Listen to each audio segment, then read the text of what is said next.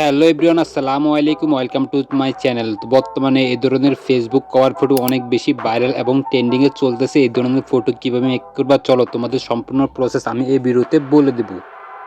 তো চলে যাচ্ছি ফোনের স্ক্রিনে।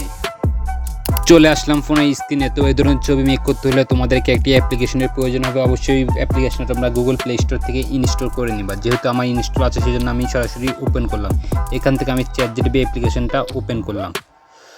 তো চ্যাটজিপিটি অ্যাপ্লিকেশনটা ওপেন করার পরে তোমাদের প্রয়োজন হবে একটি ফটো এখান থেকে সিলেক্ট করা। এই জন্য আমি এখানে প্লাস এখানে ক্লিক করে একটি ফটো এখান থেকে ইনপুট করে নিব।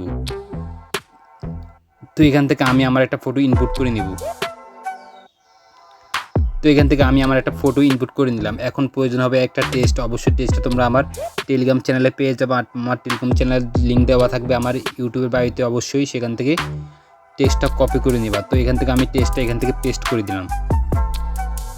তো তোমাদেরকে এখান থেকে ওমর নামটা কেটে এখান থেকে তোমাদের নামটা এখান থেকে টাইপ করে দেবা। তো এখান থেকে আমি আমার নামটা টাইপ করে দিচ্ছি।